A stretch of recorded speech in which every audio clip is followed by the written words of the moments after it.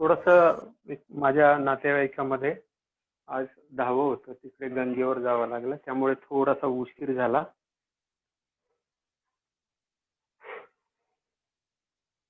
चला चालू करूया. काल आपण डिस्कस करत होतो infertility. Who is going to tell me the difference between infertility and sterility? What is the difference between infertility and sterility? Come on.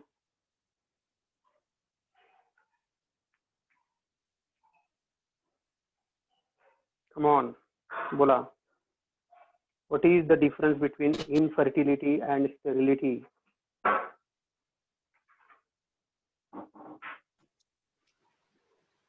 Infertility in which no contraceptives are used.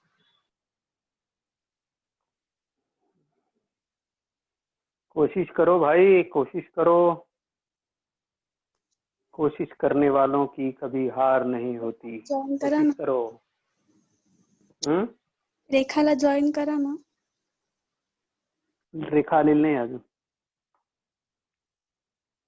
झाले sir. हा, रेखा already join असेल. हा बोला. तुझी काळजी करणारे आहेत ग बाकी. हा बोला. Infertility is defined as the inability means to conceive, inability to conceive naturally, and sterility means which can conceive naturally.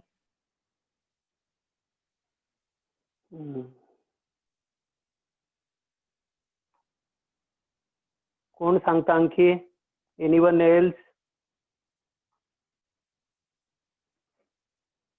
Come on, Geetak, Deepak, Rekha, Sonal. Inability to achieve.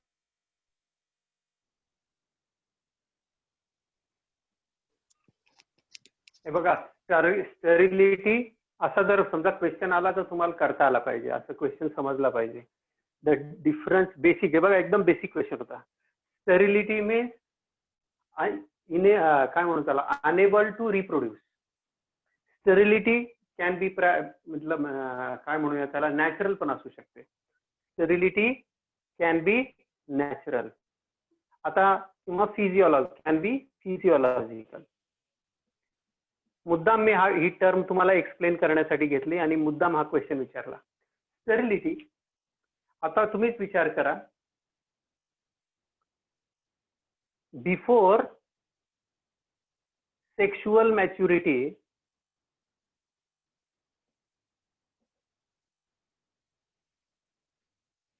that means in children, child group, ज्यांना आपण म्हणतो before adolescent, they both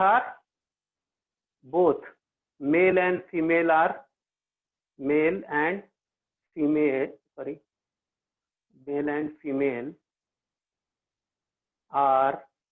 sterile. हे पटलं का तुम्हाला? हे पटतंय का सांगा? Yes, sir. Before sexual maturity, in both sexes, females are also sterile and males are also sterile. That means before puberty.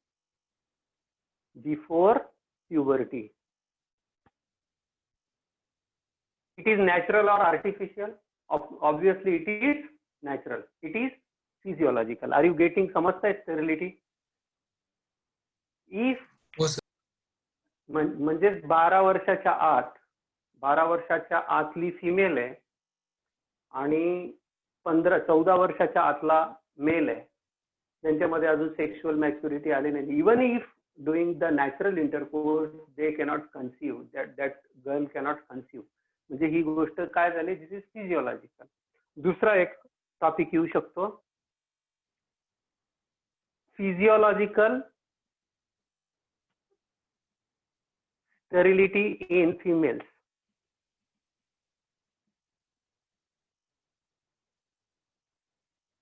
सांगा दुसरं रिझन काय, कोण सांगतं? Come on. फिमेल्स मध्ये आणखी सेक्शुअल मॅच्युरिटी नंतर एक फेज अशी येते की त्यानंतर फिमेल स्टराईल होतात. कम ऑन बोला. Menopause. Yes, क्या बात है, very good. Physiological sterility in females after menopause.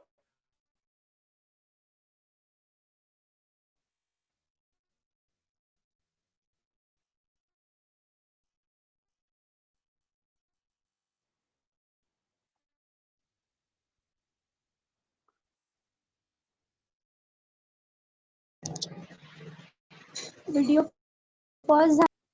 हो सर. व्हिडिओ पॉज झालाय सर.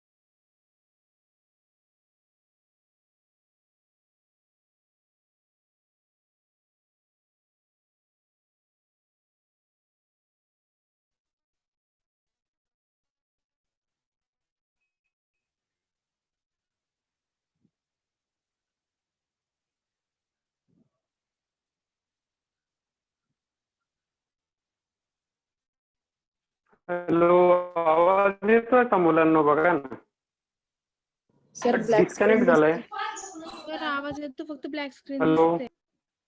सर व्हॉइस क्लिअर आहे, फक्त हॅलो. ब्लॅक स्क्रीन दिसते. सर आमचा आला आवाज का? येतोय का? ब्लॅक स्क्रीन दिसते सर. आवाज आला का? आवाज येतोय. आवाज येतोय Clear झालं सर, का? फक्त ब्लॅक स्क्रीन दिसते. Sir, voice is clear. Black screen दिसते ना? ओके, एक मिनिट. आपला आवाजच जात नाही तिकडे. कॉल करा सरांना. Chat box मध्ये टाका.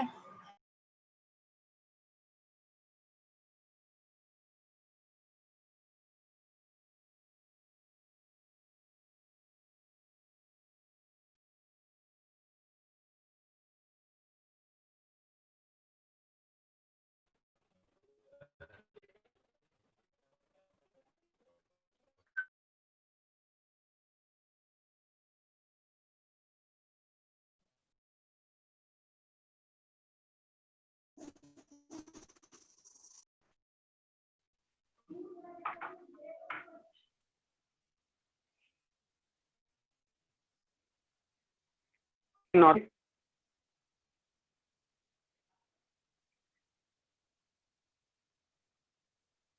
थोडंसं ब्लर दिसतंय ना? हो.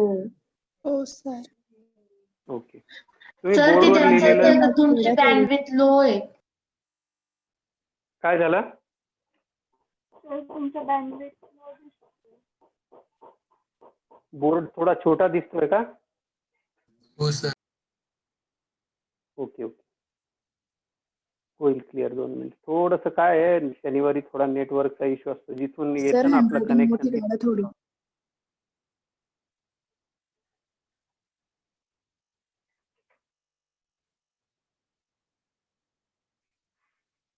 कम ऑन, चालू करायचं का?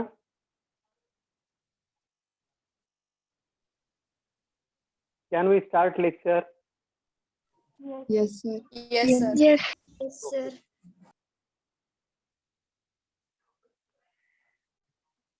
तर आपण पाहिलं मेनोपॉज बद्दल बोलत होतो आपण. मेनोपॉज आपण पाहिलं की menopause is the natural reason for sterility in females. Generally at the age of before the age of or after the age of 50 years, females unable to conceive. Unable to conceive. आता what is the meaning of infertility? Infertility ची काल मी definition लिहून दिली होती. तुम्हाला आठवतंय का सगळ्यांना? Come on. आता कोण सांगतं मला व्हॉट इज इनफर्टिलिटी? कोण सांगतं मला what is infertility? Inability to conceive pregnancy. Inability to conceive. It is inability to conceive even after काय म्हणूया त्याला, even after normal sexual contact for 1 year. Even after normal sexual contact किंवा normal coitus, unprotected coitus for 1 year, if that couple is not going to conceive, then that condition is called as infertility. आता ह्या infertility चे आपण काल reasons बघत होतो. काल reasons आपण बघताना एक गोष्ट सांगितली की प्रायमरी इन्फर्टिलिटी आणि सेकंडरी इन्फर्टिलिटी. तर प्रायमरी इन्फर्टिलिटी ट्रीट करण्यासाठी निराळ्या मेथड्स आहेत. प्रायमरी इन्फर्टिलिटी बद्दल काल मी बोलत होतो तेव्हा तुम्हाला सांगितलं होतं, जर तुम्हाला आठवत असेल तर मी बोललो काल सगळ्यात इझी असतं मेल मध्ये डायग्नोसिस करणं. मेल्स मध्ये इन्फर्टिलिटीचा डायग्नोसिस कम्पॅरेटिव्हली इझी असतं, कारण मेलला एकच टेस्ट करावी लागते. समजा जर त्या टेस्टमध्ये काही प्रॉब्लेम आला तर बाकीच्या टेस्ट कराव्या लागतात. काय करावं लागतं? त्याला हिस्ट्री घ्यावी लागते. लिसन व्हेरी केअरफुली. त्याची हिस्ट्री घ्यावी लागते आणि त्याचा स्पर्म काउंट करावा लागतो. एकदम सिंपल आहे. स्पर्म काउंट करण्यासाठी तुम्हाला मी सांगितलं होतं की लॅबमध्ये बोलवलं जातं किंवा घर जर जवळ असेल लॅबच्या आसपास तर तिथून सॅम्पल घेतलं जातं सिमेनचं, आणि त्याच्यामध्ये मोटाईल नॉर्मल स्ट्रक्चर असलेले, नॉर्मल शेप असलेले किती स्पर्म्स आहेत, त्यांची मोटिलिटी किती आहे हे चेक करून त्याला रिपोर्ट दिला जातो. If it is normal, male side लगेच नील होऊन जाते. पण समजा जर ऑलिगोस्पर्मिया असेल, काल मी एक टर्म यूज केली होती ऑलिगोस्पर्मिया. तर ऑलिगोस्पर्मिया मी बोललो होतो की जर सामान्य असेल, माइल्ड असेल तर it can be treated easily. परंतु जर सिव्हिअर कंडिशन असेल, तीव्र स्वरूपाचा असेल, म्हणजे ज्या वेळेला सिव्हिअर ऑलिगोस्पर्मिया आपण म्हणतो त्यावेळेला sperm count is less than or equal to 5 million per ml. 5 million per ml ही जर असेल, ही कंडिशन असेल, सिव्हिअर ऑलिगोस्पर्मिया असेल, तीव्र स्वरूपाचा ऑलिगोस्पर्मिया असेल, तर अशा वेळेला अशा कपलला, एखाद्याला इन्फर्टाईल म्हणणं किंवा एखाद्याला स्टराईल म्हणणं. आता बघा, स्टेरिलिटी आपण पाहिली नॅचरल पण असते. स्टेरिलिटी लोक करून पण घेतात. ऑपरेशन केलं म्हणजे काय, ट्युबेक्टॉमी केली, व्हेजेक्टॉमी केली म्हणजे काय केलं, naturally that person wills to become a sterile, म्हणजे whether she is female or male doesn't matter, पण त्याच्यानंतर ते स्टराईल होतं. आता हा जो ऑलिगोस्पर्मिया आहे हा मेडिसिनने बरेचदा ट्रीट केला जातो. समजा जर ऑलिगोस्पर्मिया तर मग रिझन फाइंड आउट करतात की ह्या पर्टिक्युलर पर्सन मध्ये ऑलिगोस्पर्मिया काय, तर त्याला क्रिप्टोऑर्किडिझम आहे का, प्रॉपर दोन्ही टेस्टिस, म्हणजे डायरेक्ट त्या पर्सनचं जेनायटल्सची एक्झामिनेशन करावी लागते.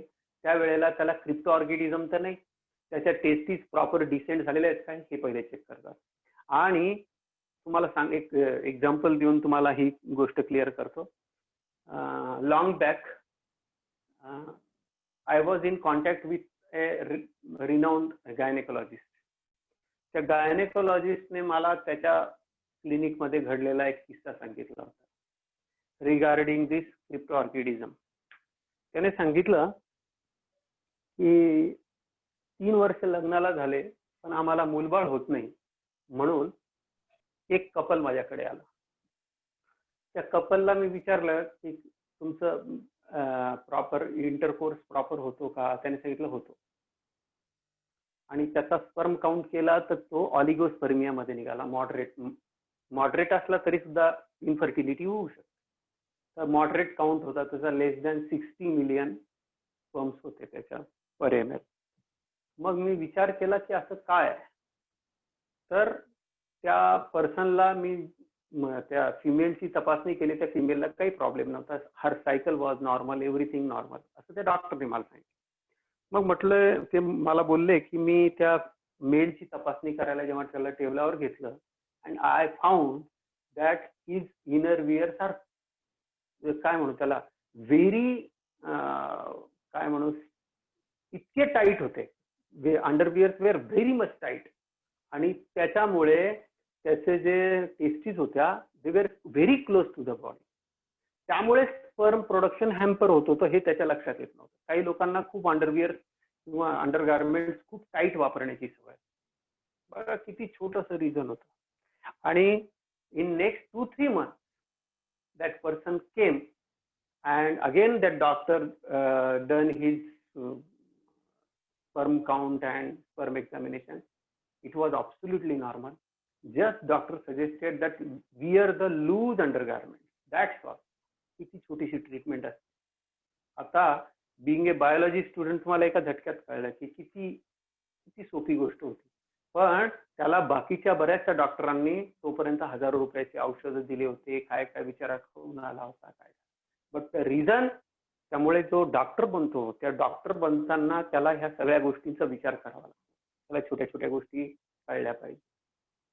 तर ऑलिगोस्पर्मिया जर ह्या सगळे रिझन्स रूल आउट केले, त्याला असं क्रिप्टॉर्किडिझम नाहीये, त्याला दुसऱ्या प्रॉपर क्वाइटस होतोय, तर मग त्याच्यानंतर पुढची जी टेस्ट करतात त्याची टेस्टोस्टेरॉनची लेवल करतात. मग त्याच्यामध्ये फाइंड आउट केलं जातं GnRH नॉर्मल प्रोडक्शन होत आहे का याची एक्झामिनेशन करतात. त्याच्यानंतर FSH ची लेवल करतात, LH ची लेवल तपासून पाहतात. त्याच्यानंतर टेस्टोस्टेरॉन तपासून पाहतात. तुम्हाला असं वाटतं अरे बाप रे काय डॉक्टर लोकांना काय तपासण्याला काही हायगाईज करत नाही. त्यामुळे सांगतो की इन्फर्टिलिटीची ट्रीटमेंट कम्पॅरेटिव्हली कॉस्टली असते. टेस्टोस्टेरॉनची एक्झामिनेशन करतात. त्याच्यानंतर अल्ट्रासोनोग्राफी करतात.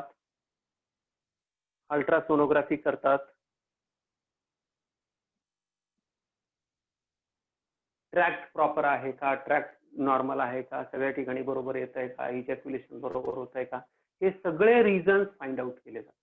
आणि मग जसं जे फाइंड आउट झालं, जे मिळालं त्याच्यावर ट्रीटमेंट केली जाते. आणि मेलची ट्रीटमेंट अशा पद्धतीने केली जाते. जो हार्मोन कमी असेल त्या हार्मोनला वाढवण्यासाठी काय केलं जाऊ शकतं, आर्टिफिशियली काही हॉर्मोन्स अवेलेबल आहेत का ते दिले जातात. आणि त्या नॅचरली त्याला त्या कपलला मूलबाळ व्हावं यासाठी डॉक्टर प्रयत्न करत असतात. आता हा झाला मेल्सचा प्रॉब्लेम. फिमेल्समध्ये जसं मी काल बोललो होतो की PCOD हा सगळ्यात मोठा प्रॉब्लेम आहे. एंडोमेट्रिओसिस हा प्रॉब्लेम. तसं फिमेल्समध्ये सायकल नॉर्मल व्हावं म्हणून ओव्ह्युलेशन प्रॉपर होत आहे का आणि सायकल नॉर्मल होत आहे का याचा पण स्टडी केला जातो. आणि हे सगळे स्टडी करून जर ते कन्सिव्ह झाले तर विषय संपून जातो. पण काही लोकांना त्यांचा काही केल्यास स्पर्म काउंट वाढत नाही. एकदम चांगल्या पद्धतीने इंटरकोर्स होतो, एकदम चांगल्या पद्धतीने हजबंड वाईफ रिलेशन एकदम चांगले असतात, but they cannot conceive. Why? Because the less sperm count. अशा वेळेला किंवा फिमेलच्या एक्झामिनेशन केल्यानंतर ट्यूबल ब्लॉक सापडतो. फॅलोपियन ट्यूब ब्लॉक सापडतो आपल्याला. ब्लॉक झालेले असतात. फॅलोपियन ट्यूब ब्लॉक झालेले असतात. अशा याच्यामध्ये सर्जरी करून काही फार मोठं हाताला लागत नाही. मग करायचं काय? तर अशा वेळेला डॉक्टर लोक काय करतात, फॅलोपियन ट्यूबची एक्झामिनेशन झाली, एक डाय टाकून सगळी एक्झामिनेशन केली जाते, सोनोग्राफी केली जाते, सगळ्या गोष्टी होतात. आणि मग निर्णय घेतला जातो की ओव्ह्युलेशन तरी प्रॉपर होतंय का. जर ओव्ह्युलेशन प्रॉपर होत असेल तर शक्यतोवर त्याच फिमेलचा ओव्हम बाहेर काढला जातो. तिला एक इंजेक्शन दिलं जातं, त्या इंजेक्शनचं नाव वगैरे मलाही माहित नाही, पण तिला सुपर ओव्ह्युलेशन साठी तयार केलं जातं. मी जे बोललोय, कोण सांगतं मिनिंग मला सुपर ओव्ह्युलेशनचा? Who is going to tell me the meaning of super ovulation? सांगितलंय ऑलरेडी, कोण सांगतं?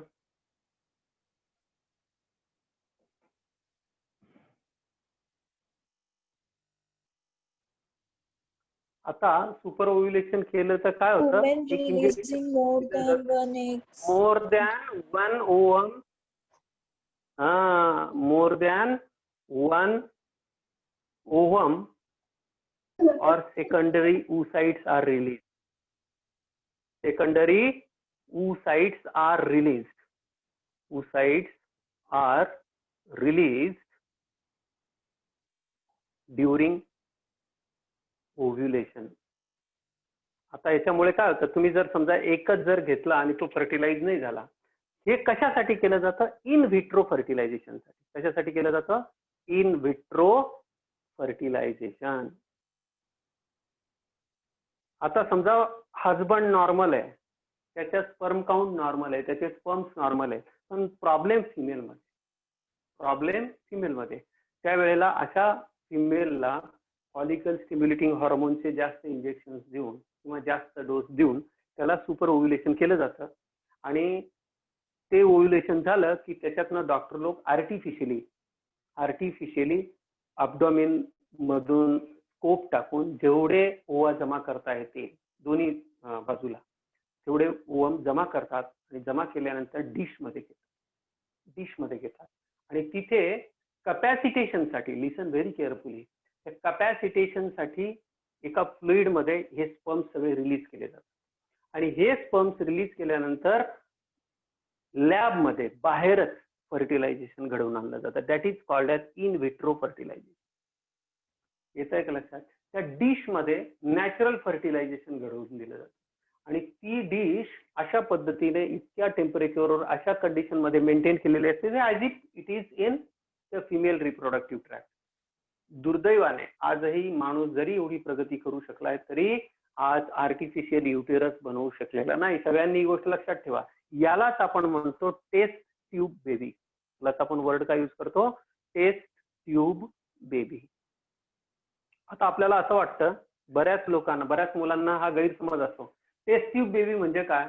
तर एक टेस्ट ट्यूब घ्यायची, तुम्ही जी लॅबमध्ये वापरतात ती, त्याच्यात ओवम टाकायचा, त्याच्यात स्पर्म सोडून द्यायचं आणि तिथं फर्टिलायझेशन, तिथंच बाळ वाढवायचं. It is not like that. Listen very carefully. सगळ्यांनी अतिशय काळजीपूर्वक लक्ष द्या. अतिशय काळजीपूर्वक सगळ्यांनी लक्ष द्या.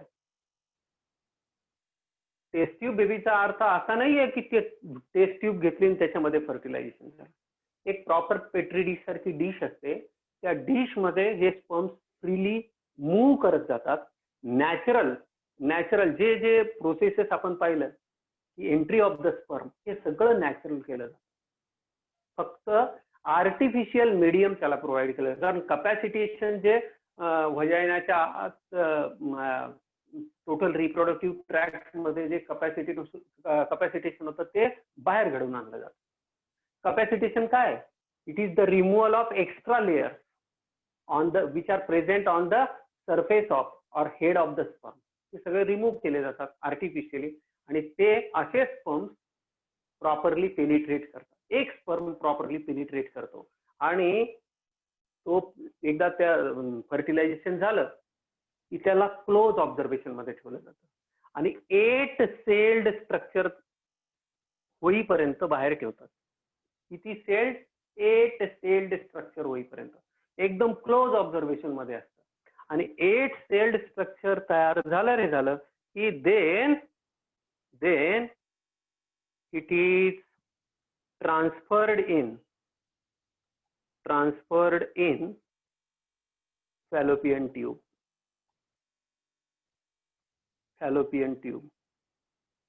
लक्षात आलं का? हे लक्षात येतंय का? याला आपण म्हणतो झिफ्ट. झायगोट इंट्रा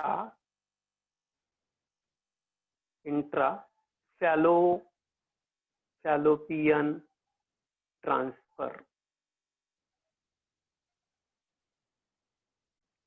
हे टेक्निक समजलं का सगळ्यांनी? मला सांगा. मी जे बोललो हे सगळ्यांना ऐकू गेलं आणि कळलं का? हे सांगा बरं मला. Come on. Yes, sir. Zygote intra fallopian transfer कळलं का? झिफ्ट कसला प्रकार आहे हा? IVFचाच प्रकार आहे. आपल्या नाशिकमध्ये 3-4 चांगले रेप्युटेड IVF सेंटर्स आहेत. IVF वाचलं की तुमच्या डोळ्यासमोर लगेच हे चित्र आलं पाहिजे की काय करत असतील इथं. येते लक्षात? म्हणजे याच्यासाठी अतिशय एक्सपर्ट गायनेकोलॉजिस्ट लागतात. त्याच्यासाठी अतिशय एक्सपर्ट असे गायनेकोलॉजिस्ट लागतात, ज्यांचं प्रॉपर ट्रेनिंग झालेलं आहे, ज्यांच्याकडे तो सगळा सेटअप आहे. असा सेटअप असलेला जो गायनेकोलॉजिस्ट जे हॉस्पिटल असतं, जे क्लिनिक असतं, त्या ठिकाणी ही प्रोसेस केली जाते. मेल्स कडून प्रॉपरली स्पर्म कलेक्ट करणं, त्याचं प्रॉपर कॅपॅसिटेशन करणं, त्याला फर्टिलायझेशनसाठी सगळे मीडियम अवेलेबल करणं, त्याचं क्लोज ऑब्झर्वेशन करणं, त्याला मायक्रोस्कोपिक रिपीटेड एक्झामिनेशन करणं, त्याच्यानंतर 8 सेल स्ट्रक्चर पर्यंत वाढ बघणं आणि त्याचे प्रॉपर क्लिव्हेजेस जेव्हा चालू असतात त्याच्यानंतर त्या क्लिव्हेजेस 8 सेल पर्यंत आल्यानंतर बरोबर त्याला पिकअप करणं आणि त्याला आर्टिफिशियली म्हणजे तिथपर्यंत जाऊन सोडणं. आता याला आपण काय नाव दिलं? झिफ्ट. आता दुसरा एक इन्फर्टिलिटी ट्रीट करण्याचा दुसरा एक पद्धत सांगतो. काय होतं? ज्या लोकांमध्ये ऑलिगोस्पर्मिया असतो बाळांना, लिसन व्हेरी केअरफुली, ज्या लोकांमध्ये ऑलिगो, आता हा तर झाला फिमेलचा प्रॉब्लेम, आता एक फिमेल एक मेल असं आपण डिस्कस करत आहोत. आता एक पर्सन आहे त्याच्यामध्ये काय आहे? ऑलिगोस्पर्मिया आहे. आपल्याला माहिती आहे की 50% पेक्षा जास्त स्पर्म्स हे नुसतं व्हजायनल पॅसेज मध्ये आल्याच मरतात. काही पुढे गेल्यानंतर युटेरस मध्ये फॅगोसाइटोज केले जातात, कारण तसंही बघितलं तर sperms are foreign substance for that female womb. आणि त्यावेळेला ऑलिगोस्पर्मियाच्या केसेसमध्ये आर्टिफिशियल इन्सेमिनेशन केलं जातं. आर्टिफिशियल इन्सेमिनेशन केलं जातं.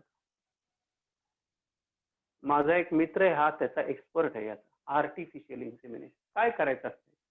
त्याच्यात त्या कपलला बोलवायचं असतं हॉस्पिटलमध्ये, क्लिनिकमध्ये, आणि त्यांच्यासाठी एक सेपरेट रूम दिलेली असते. त्या ठिकाणी जसं पूर्ण प्रॉपरली सेक्शुअल एक्साइटमेंट झाली आणि इजॅक्युलेशन झालं की ते इजॅक्युलेटेड जे सिमेन असेल ते एका बॉटलमध्ये किंवा एका सिरिंजमध्ये कलेक्ट केलं जातं. फिमेलला तिथेच झोपवलं जातं. ॲज इफ नॉर्मल इंटरकोर्स, जे काम नॉर्मल इंटरकोर्सने पेरियड थ्रू झालं असतं ते आता काय करतात, एक सिरिंज असते मोठी आणि त्याला एक असं सॉफ्ट नळी असते. ती नळी total that tube is inserted up to the fallopian tube. Fallopian tube किंवा युटेरसच्या अप्पर पार्ट मध्ये तिथे स्पर्म, म्हणजे स्पर्मची मेहनत वाचवली जाते. आणि कॅपॅसिटेशन तुम्हाला माहिती आहे, पूर्ण रिप्रोडक्टिव्ह ट्रॅक्ट मध्ये कॅपॅसिटेशन होत असतं. ते युटेरस मध्ये सोडलं तरी तिथे सुद्धा कॅपॅसिटेशन होतं. नंतर ते स्पर्म्स इझिली मूव्ह करू शकतात आणि डिझायर्ड नंबर मध्ये जाऊ शकतात. आणि मग त्या वेळेला त्या ठिकाणी अशा पद्धतीने इन्फर्टिलिटीची ट्रीटमेंट केली जाते. ती फिमेल कन्सिव्ह करू शकते. That is the simple artificial insemination. तिसरा जो प्रकार आहे, एखाद्या फिमेलमध्ये, मेल चांगला आहे समजा, मेलला काही प्रॉब्लेम नाहीये, पण फिमेलचा दुसरा प्रॉब्लेम असा असतो, एक तो तुम्हाला सांगितलं की female has problem of in ovulation. Ovulation होत नाही किंवा काहीतरी हॉर्मोनल प्रॉब्लेम्स असतात, किंवा युटेरस चांगला नसतं, युटेरसचा पण प्रॉब्लेम असतो. समजा ओव्ह्युलेशन होत असेल तरी युटेरस चांगला नसतं. अशा वेळेला या फिमेलचा ओव्हमच यूज केला जातो.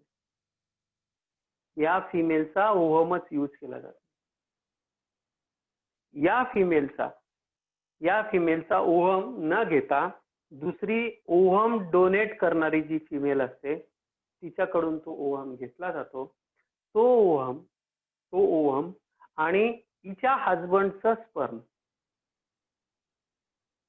हे बाहेरच पुन्हा IVF टेक्निकने बाहेरच फर्टिलायझेशन घडवून आणलं जातं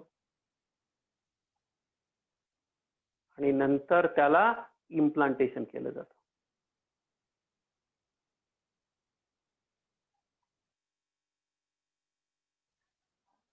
सीन नंबर 1. Scene number 2. दोघांना काय काय नाव देतात मी सांगतोय. सेकंड सीन, दुसरा सीन. आता याच्यात काय, याच्यात फिमेलचं ट्यूब ब्लॉक आहे किंवा तिचं युटेरस त्या क्वालिटीचं नाहीये, पण तिच्यामध्ये ओव्ह्युलेशन प्रॉपर होतंय. लिसन व्हेरी केअरफुली. तिचं युटेरस नॉर्मल नाहीये. युटेरस मध्ये डिफॉर्मिटी, कधी कधी युटेरस असं पण असतं, पुढे गेल्यावर तुम्हाला असं युटेरस असतं. त्यामुळे वरून फिमेल आपल्याला एकदम चांगली दिसते, पण आत युटेरस असं डेव्हिएटेड स्ट्रक्चर असतं आणि इट कॅनॉट बी करेक्टेड. कारण युटेरसची छेडछाड केली तर त्याचं नॉर्मल स्ट्रक्चर कसं ते कन्सिव्ह होण्याला लायक राहत नाही. आता अशा कंडिशन मध्ये या फिमेल काय करते, भाड्याने तिला समोरच्या फिमेलला काही पैसे देऊन तिला सांगते की माझ्या बदल्यात तू प्रेग्नंट राहा. इथे काही केलं जात नाही. इथे प्रॉपरली काय केलं जातं, हजबंड वाईफ दोन्ही वेगवेगळे असतात. Husband gives sperms, wife gives ovum.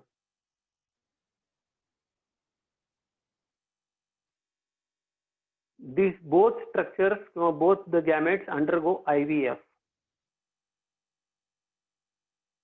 आणि हे टोटल त्या फिमेलच्या बॉडीमध्ये घडून आणलं जातं. तिला सांगितलं जातं की आम्ही दोन्ही गोष्टी तुझ्या युटेरस मध्ये सोडतोय. याला म्हणतात गॅमेट इंट्रा फॅलोपियन ट्रान्सफर. याला म्हणतात गिफ्ट. याला काय म्हणतात, गिफ्ट. कळलं का हे बघा बरं.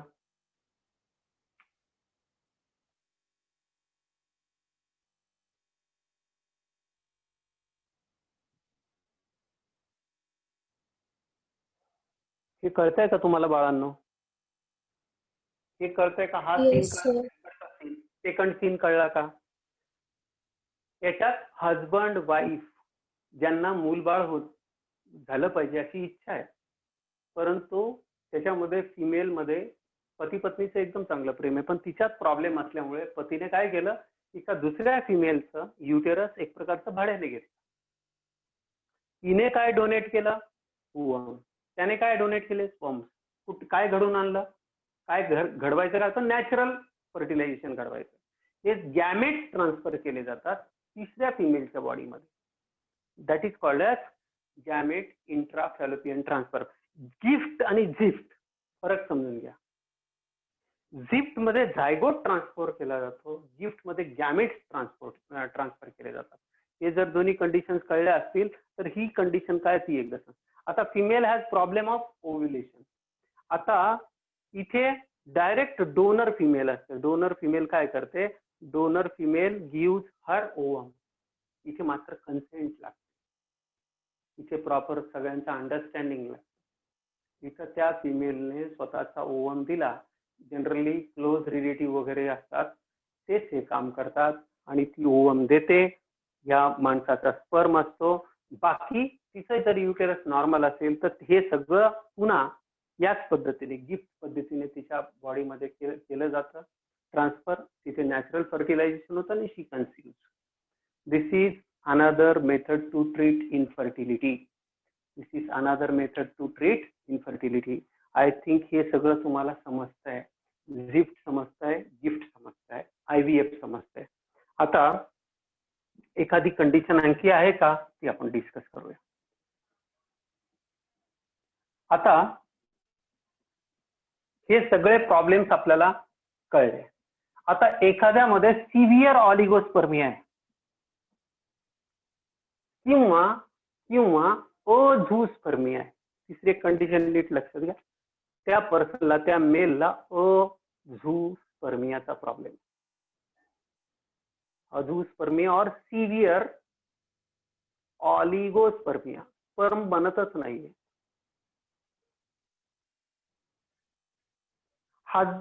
Wife is absolutely normal. Wife is normal. She don't have any problem as such. मी बोललो ना 33%, तर त्याच्यातली ही केस आहे असं लक्षात. अझूस्पर्मिया किंवा अझूस्पर्मिया जनरली खूप कमी लोकांमध्ये असतो. सिव्हिअर ऑलिगोस्पर्मिया असेल 5 मिलियन किंवा त्याच्यापेक्षा कमी काउंट आहे. आता अशा मेल मध्ये जे स्पर्म्स असतील बाळांनो, हे जनरली काय म्हणतात, डिफेक्टिव्ह स्पर्म्स असतात. ते कॅनॉट फर्टिलाइज. त्यामुळे अशा मेल्स कडून एक्सपेक्ट करणं की हे काही प्रेग्नंट करू शकतील एखाद्या फिमेलला किंवा हे फर्टिलायझेशन घडवून आणू शकतील यांचे स्पर्म, असं नसतं. मग अशा वेळेला तो मेल जो असतो, तो मेल आणि ती फिमेल, त्याची वाईफ, हे दोघं एकत्र येतात आणि त्या दोघं एक आपसात सल्ला मसलत करतात. They go to the sperm bank. कुठे जातात? हे स्पर्म बँक कडे जातात. ते स्पर्म बँक जनरली हे गायनेकोलॉजिस्टच्या जवळपास असते. एक हेल्दी पुरुष त्याच्याकडनं जास्तीत जास्त 3 टाइम्स स्पर्म्स तो डोनेट करू शकतो. Only 3 times that person can donate sperm. आता पुढचं जे चॅप्टर जे मी तुम्हाला शिकवणार आहे त्याच्यात तुम्हाला कळतं लाईक बिगेट्स लाईकचा नियम आहे जगामध्ये. जसं पिता असतो किंवा आई असते तशाच पद्धतीने सर्वसाधारण संतान निर्माण केली जाते किंवा तयार होते. आता हे मी 3 टाइम्स लिहिलं आहे. Listen very careful. हे 3 टाइम्स लिहिलं आहे. इथं 30 टाइम्स मी लिहू शकलो. स्पर्म आहेत ते आज डोनेट केले तर उद्या लगेच बनणार आहेत. त्या माणसाने 10 वेळा दिलं तर काय प्रॉब्लेम आहे? कोण सांगतं याच्या मागचा प्रॉब्लेम काय येऊ शकतो? बघू तुमचं लॉजिक काहीच काम करतं का? कोण सांगतं? डोकं लावून सांगा बरं. एका पर्सनला फक्त 3 वेळा अलाउ केलं जातं, त्याच्यापेक्षा जास्त नाही. Y? What could be the reason, probable reason? Come on. बघा डोकं चालतं का कोणाचं?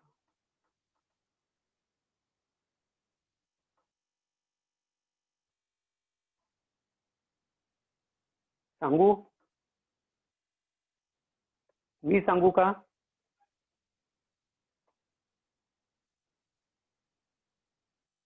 कम ऑन, मी सांगू का? बोला. मधुरा सांगते का? Only 1 to 3 samples are used for IUI test.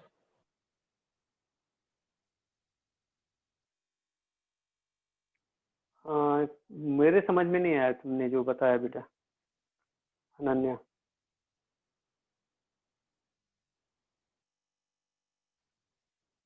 Come on. अनन्याने जे सांगितलं कोणाला ऐकू आलं असेल तर त्यांनी मला समजून सांगा काय म्हणणं आहे तिचं.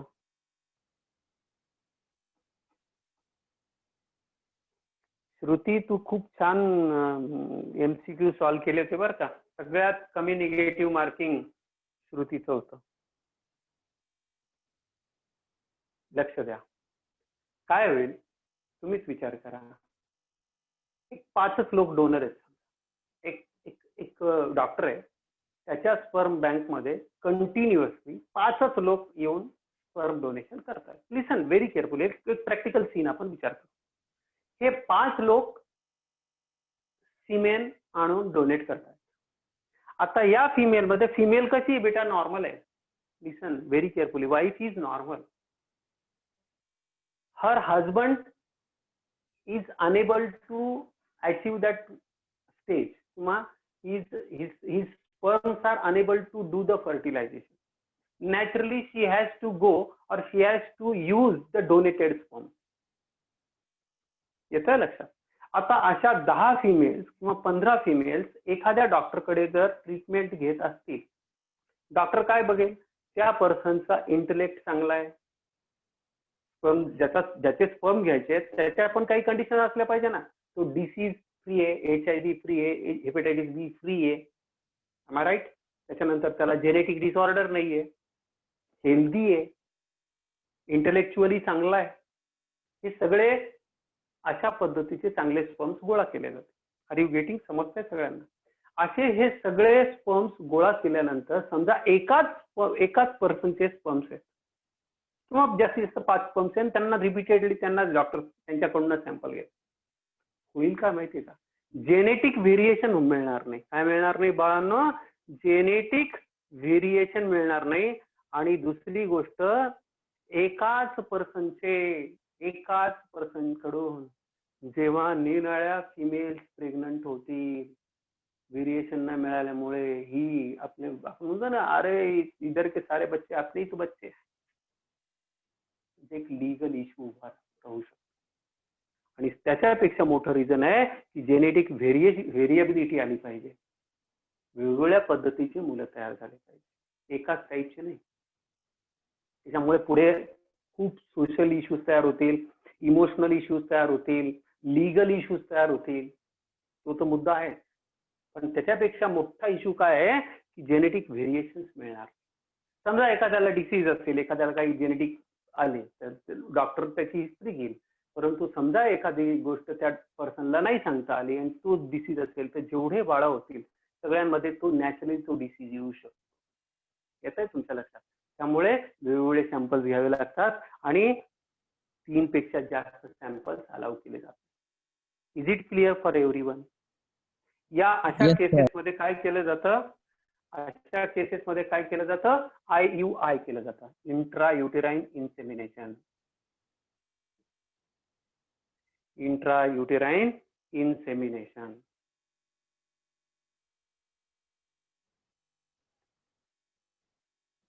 AIU किंवा AUI असं वर्ड दिसत. Intra artificially intrauterine insemination. तर इंट्रायुटेराइन इन्सेमिनेशनने यांची इन्फर्टिलिटी दूर करता येते. तर I think I have discussed almost all the condition. ठीक आहे. आता पुढची एक जी कंडिशन आहे त्याला लिहून घ्या, ICSI. पुढची जी कंडिशन आहे that is called as ICSI.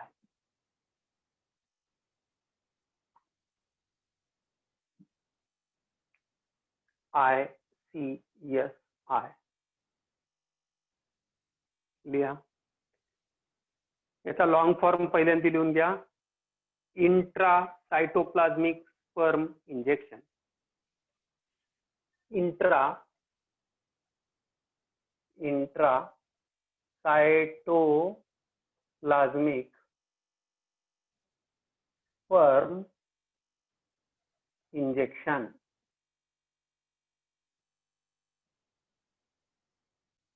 Intra cytoplasmic sperm injection.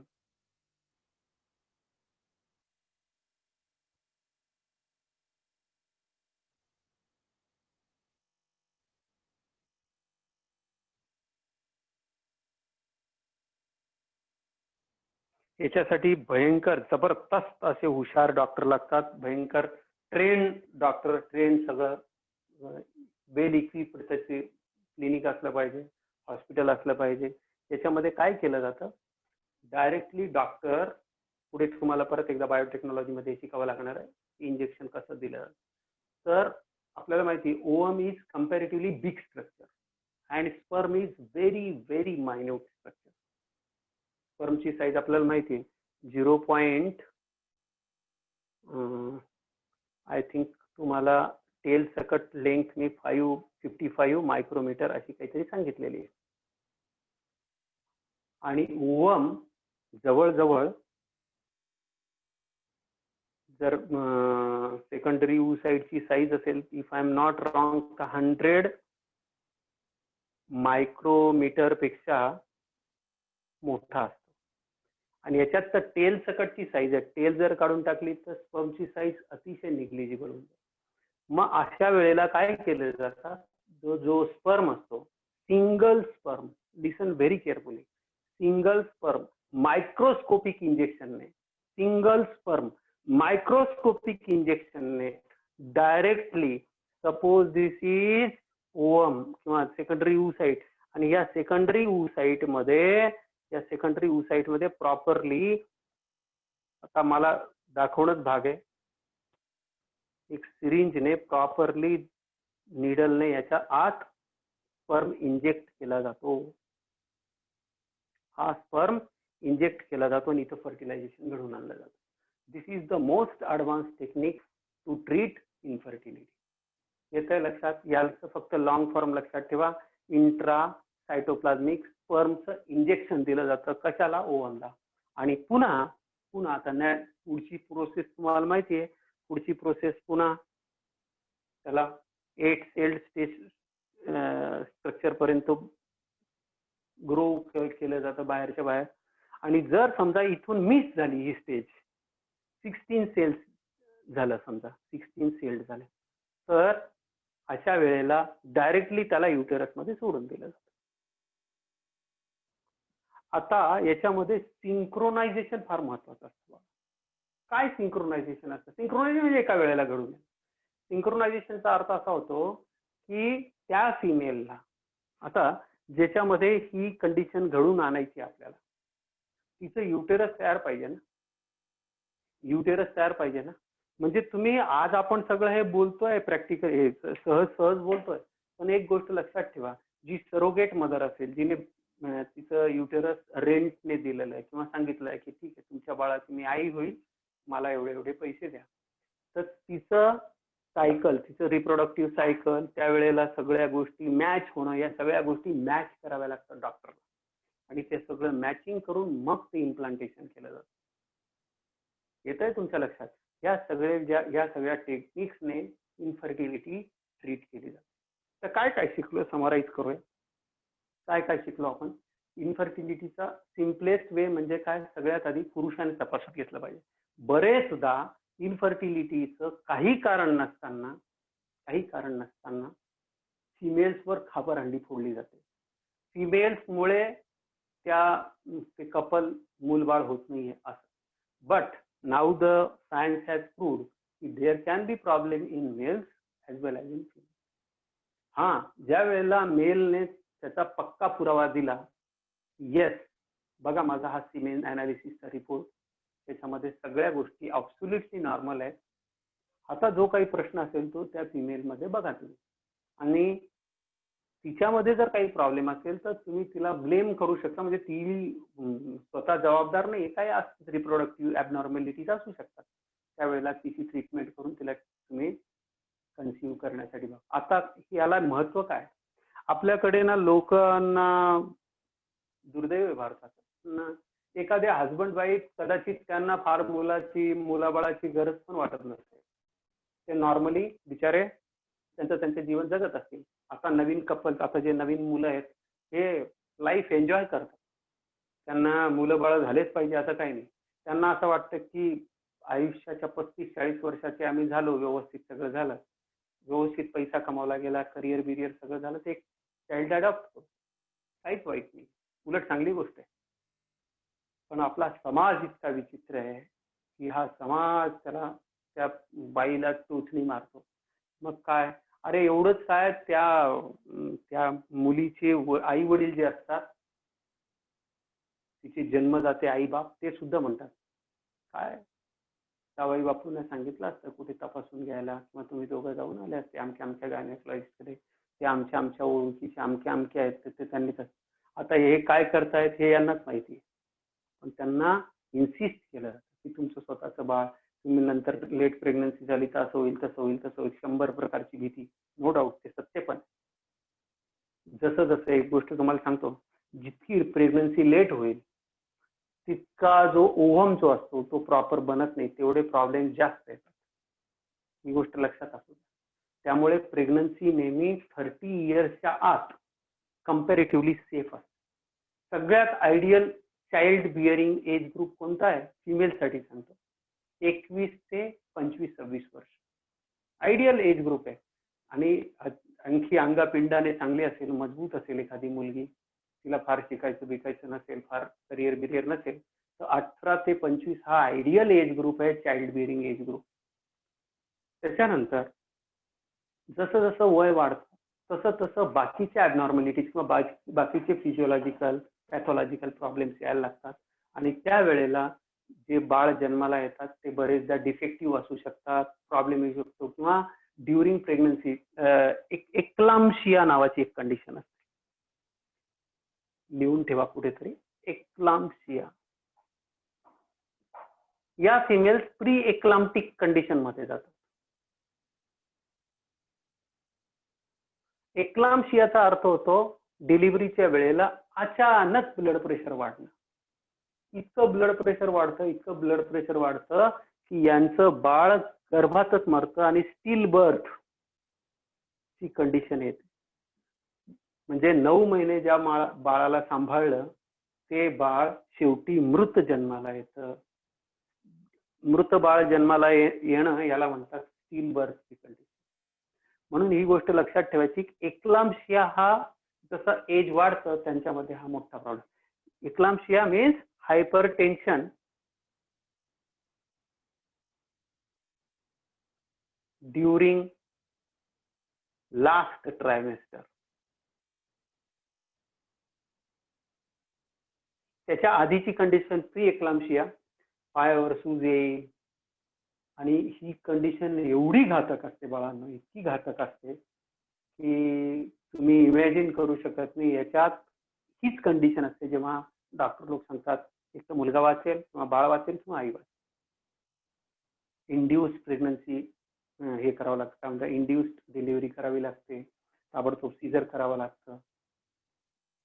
आणि त्याच्यात जर झालं व्यवस्थित तर ठीक, नाही तर प्रचंड, तुम्हीच विचार कराल ब्लड प्रेशर ज्या वेळेला वाढलेलं असेल त्यावेळेला किती जोरात ब्लिडिंग होऊ शकतं, किती जास्त ब्लिडिंग होऊ शकतं. यासाठी अँटीनेटल केअर महत्वाची असते.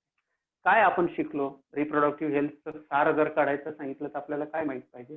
रिप्रोडक्टिव्ह हेल्थ मध्ये हीच गोष्ट लक्षात ठेवायची की अँटीनेटल चेकअप अतिशय महत्वाचं आहे. अँटीनेटल चेकअप म्हणजे चेकअप ड्युरिंग प्रेग्नन्सी जे केलं जातं त्याला म्हणतात अँटीनेटल चेकअप. आणि डिलिव्हरी नंतर जे चेकअप केलं जातं त्याला म्हणतात पोस्ट नेटल चेकअप. आज याच्यामुळे काय झालेलं आहे, रिसेंट ॲडव्हान्सेसमुळे, सायन्सने बऱ्यापैकी प्रगती केल्यामुळे आणि अवेअरनेस आल्यामुळे आता मॅटर्नल मॉर्टॅलिटी रेट कमी करता आलेला आहे. मॅटर्नल मॉर्टॅलिटी रेट कमी झालेला आहे. मॅटर्नल मॉर्टॅलिटी कोणकोणत्या कंडिशन्स मध्ये होते? सगळ्यात खतरनाक, सगळ्यात non condition that is the delivery, आणि दुसरं मेडिकल टर्मिनेशन ऑफ प्रेग्नन्सी. या 2 कंडिशन्स अशा असतात बाळांनो, याच्यामध्ये आई बरेचदा जीव गमावते. त्यामुळे या दोन्ही कंडिशन्स तुमच्या डोक्यात प्रॉपरली बसल्या पाहिजे. म्हणून रिप्रोडक्टिव्ह हेल्थ हा टॉपिक तुम्हाला सेपरेट दिलेला आहे, एनसीईआरटीने एक सेपरेट चॅप्टर म्हणून दिलेला आहे. आय होप तुम्हाला मी सगळं वाचलं असेल, तुम्हाला कळलं असेल. आपल्या स्टेट बोर्डने फक्त काही गोष्टी केलेल्या आहेत, काही लिगल गोष्टी असतात. 1978 साली एक कायदा आला होता की त्याच्यामध्ये even a single person can adopt the child. तर त्याचं बिहेवियर, मागचं सगळं ट्रॅक रेकॉर्ड वगैरे वगैरे सगळ्या गोष्टी तपासल्या जातात. आणि असा एक पुरुष मुलाला किंवा एक कपल असेल तर मुलगा मुलगी कोणालाही अडॉप्ट करू शकतात, दत्तक घेऊ शकतात आणि त्याचं संगोपन करू शकतात. त्याच्यासाठी काही नॉमिनेशन, काही हे असतात, अटी शर्ती असतात. त्या अटी शर्ती पूर्ण करणारं कपल जे असतात ते कॅन अडॉप्ट द चाइल्ड. इन्फर्टिलिटीवरचा पुढचा उपाय. तिसरी गोष्ट तुम्हाला सांगितलं की सध्या स्पर्म बँक ज्या आहेत त्या स्पर्म बँकचं प्रमाण चांगल्यापैकी वाढलेलं आहे. हेल्दी स्पर्म ज्यांच्याकडे सिव्हिअर ऑलिगोस्पर्मियाचा ज्यांच्याकडे प्रॉब्लेम आहे त्यांच्यासाठी स्पर्म बँक हेल्प करतात. तो जो फिजिक्सचा मोठा सायंटिस्ट आता वारला मागे, काय नाव आहे त्याचं, कोण सांगतं? ज्याने बिग बँगची थिअरी मांडली होती. Stephen Hawking. According to my knowledge, I am not exactly knowing how many children he has. I think there are 4 or 5 children. He has 4 or 5 children. 4 का 3 असं काहीतरी आहे. त्याला कसे मुलंबाळ झाले असते? तर त्याला ART नेच हेल्प केलेली आहे. Assisted reproductive technology. त्याचे स्पर्म्स घेऊन त्याच्या फिमेलच्या बॉडीमध्ये, कारण तो काही इंटरकोर्स जो बसू शकत नाही तो इंटरकोर्स काय करेल. तर त्यामुळे आय थिंक तुम्हाला आता जवळजवळ हे सगळं टॉपिक. आता काय करायचं, जे मुलं एकदम चांगल्या पद्धतीने प्रिपेअर करतायत नीट वगैरेसाठी, त्यांनी सगळ्यांनी अतिशय काळजीपूर्वक शांतपणे हा पूर्ण चॅप्टर वाचा. त्याच्यानंतर जेवढे क्वेश्चन्स तुम्हाला लावता येतील, म्हणजे करता येतील, ते सगळ्याच्या सगळे क्वेश्चन्स करा.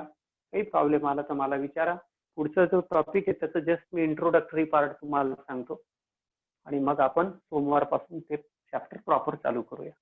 पुढच्या चॅप्टरचं नाव सांगा मला, काय नाव आहे त्या चॅप्टरचं? Inheritance and variation. Inheritance and variation.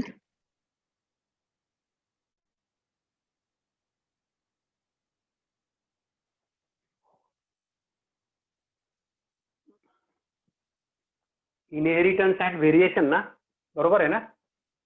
हो. चॅप्टरचं नाव आहे ना? हो. येस. आता काय करायचे, डायग्राम जे आहेत, तुम्ही सगळ्यांनी लक्ष द्या. आता या मागच्या चॅप्टर मध्ये जेवढ्या डायग्राम्स वगैरे आल्या असतील, उदाहरणार्थ female reproductive tract, male reproductive tract, आज तुम्हाला लक्षात राहील, पण मार्च पर्यंत सगळं विसरून जाल. सगळ्यांनी प्रॉपर डायग्राम, त्याच्या मागचं जे चॅप्टर झालं ते सगळ्या चॅप्टरच्या प्रॉपर डायग्राम काढून घ्या, हाताने स्वतः काढा आणि त्या प्रॉपरली दर आठवड्याला बघत राहायचं. म्हणजे ते नुसतं बघितल्या तुम्हाला ऑप्शन्स क्लिक होत जाते, प्रॉब्लेम येणार नाही. सगळ्या डायग्राम्स, आता हे जे मी शिकवलं हे तेवढे MCQ तुम्हाला सॉल्व्ह करता येतील. आणि चॅप्टर जे ते लाईन टू लाईन वाचा. आता जे माझ्या घरापासून 1-1.5 किलोमीटरवर एक मुलगी राहते, तिचं नाव नाही मी सांगणार. ती आता ज्या टेस्ट होत आहेत त्या टेस्टमध्ये 680 मार्क्स पर्यंत तिचा स्कोर आलेला आहे. 7 आउट ऑफ 720. 720 मार्क्सची नीटची एक्झाम येते आणि तिचा स्कोर किती येतोय? 680. मी अभ्यास काय करतात मुलं अंदाज लावू शकतात. तिचं गोल काय आहे? AFMC आर्म फोर्सेस मेडिकल कॉलेजमध्ये तिला जायचं आहे. आर्मीचं डॉक्टर व्हायचं आहे त्या मुलीला. तुम्हाला एक चांगली संधी आहे. चांगल्या पद्धतीने इमानदारीने अभ्यास करा. खूप चांगलं करिअर आहे. तुम्हाला मी मागे पण बोललो की जवळजवळ 4.5 लाख डॉक्टरांची कमी आपल्या देशामध्ये दरवर्षी ती वाढतच जाते. 10-5 हजार वाढतात, कमी होत नाही. एवढे डॉक्टर तयार होऊन, कारण आज MBBS डॉक्टरच नाहीये तुम्हाला. म्हणजे गव्हर्नमेंट हॉस्पिटलमध्ये काम करण्यासाठी जरी PG म्हटलं तरी PG पण डॉक्टर नाही, तर MBBSच नाही तर बाकीचे येतील. त्यामुळे एक चांगलं एज्युकेशन गव्हर्नमेंट मेडिकल कॉलेजमधनं इट इज व्हेरी अप्रिशियस आणि काय म्हणूया त्याला रिस्पेक्टफुल जॉब आहे. तर येऊ आपण आपल्या टॉपिकवर. That is inheritance and variation. Inheritance and variation. मी आत्ताशी मगाशी एक वाक्य बोललो होतो ना, लाईक बिगेट्स लाईक. सारखे सारख्यांना उत्पन्न करतात, सारखे सारख्यांना तयार करतात. सारख्या किंवा जसं हत्तीपासून हत्तीचं पिलू येतं, आंब्यापासून आंब्याचं झाड येतं. तुम्ही म्हणाल तर व्हॉट यू न्यू थिंग, काहीतरी एक डायलॉग आहे बघा पिक्चरचा, something tell me that is new, काहीतरी आहे ना एक डायलॉग, जे मला माहित नाही ते सांगा. तर तसं लाईक बिगेट्स लाईक, काहीतरी शिंबा बिंबा पिक्चर आहे बघा त्याच्यामध्ये आहे. तर लाईक बिगेट्स लाईक म्हणजे काय? समान किंवा सारखे सारख्यांनाच उत्पन्न करतात. हे माणसाला अनादी काळापासून म्हणजे हजारो वर्षांपासून माहिती, परंतु याचा सायंटिफिक स्टडी काही झालेला नव्हता. याचा सायंटिफिक स्टडी झालेला नव्हता. बऱ्याचशा सायंटिस्ट लोकांनी याच्यावर एक्सपेरिमेंट पण केला होता आणि त्यांना जी क्युरिओसिटी होती की कशा पद्धतीने थोडीशी व्हेरिएबिलिटी का बरं येते. आता इनहेरिटन्स शब्दाचा अर्थ काय होतो आणि व्हेरिएशन शब्दाचा अर्थ काय होतो ते एक एक एक एक प्रॉपरली लिहून घ्या बरं सगळ्यांनी. प्रॉपर लिहा. Come on. पहिल्यांदा आपण ते डेफिनेशन सगळ्या क्लिअर करून करून डेफिनेशन्स वर सेपरेट एमसीक्यू येऊन गेलेले. सगळ्यात पहिले आजपासून आपण जी सुरुवात करतो त्याला म्हणतात जेनेटिक्स. याला काय म्हणतात? जेनेटिक्स.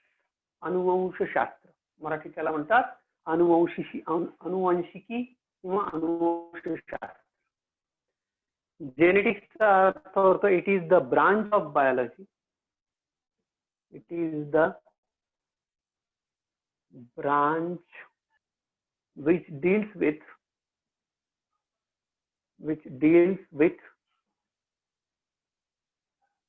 study of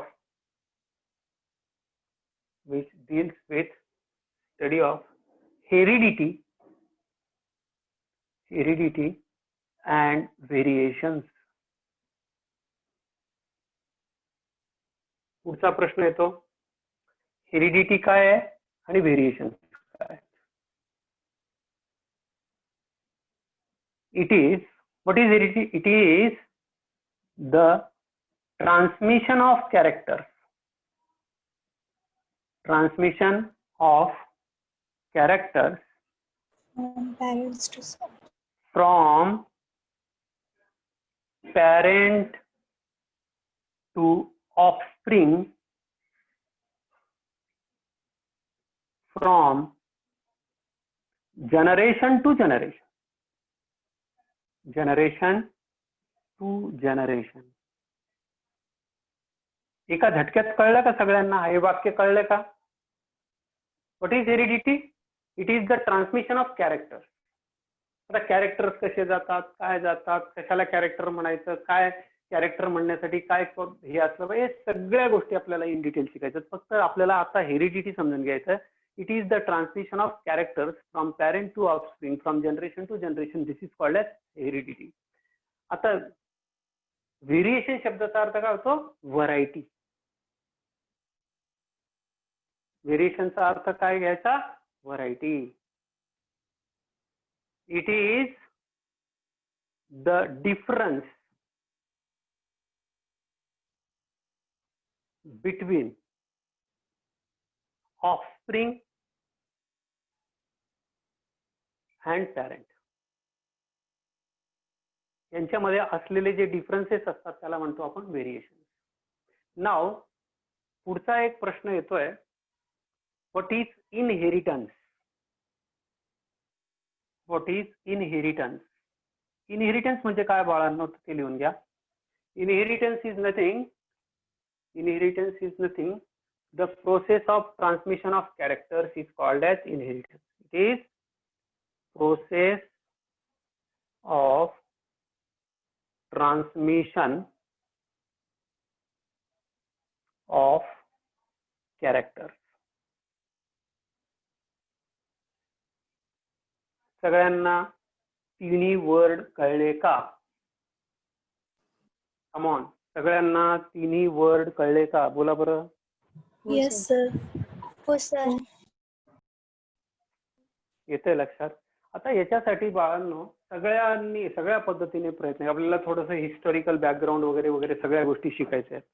याच्यासाठी सायंटिफिक स्टडी करणारा, मॅथमॅटिकल कॅल्क्युलेशन करून प्रूव्ह करणारा एकच सायंटिस्ट झाला, त्याला आपण म्हणतो फादर ऑफ जेनेटिक्स. माहिती आहे ना सगळ्यांना? Father of genetics.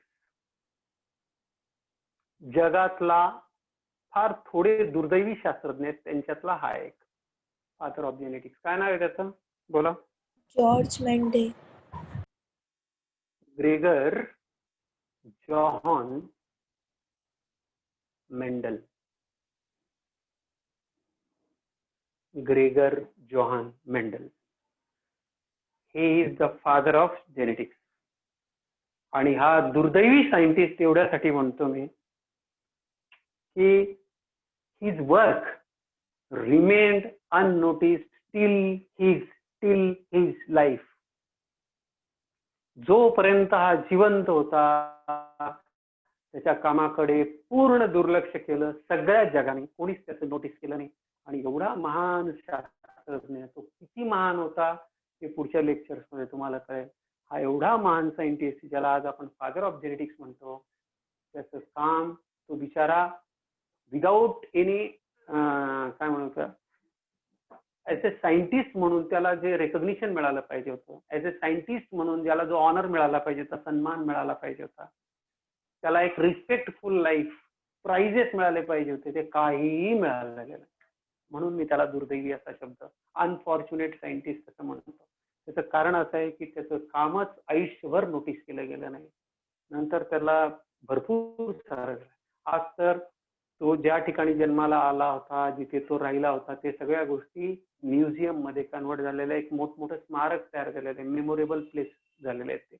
परंतु दुर्दैव असं की त्याला त्याच्या जन्मापर्यंत, तो काय म्हणून मरण पावला तुम्हाला जर सांगून आश्चर्य वाटेल, एक चांगला प्रिस्ट म्हणून तो मेलेला.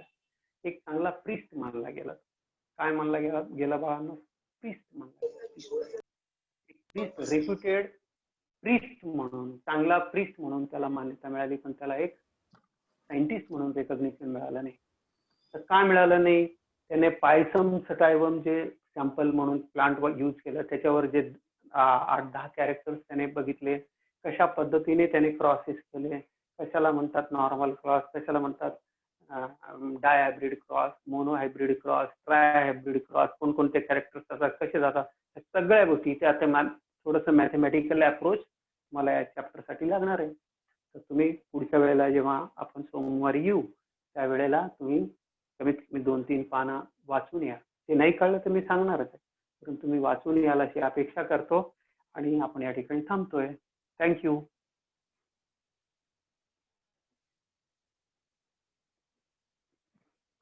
थांबायचं.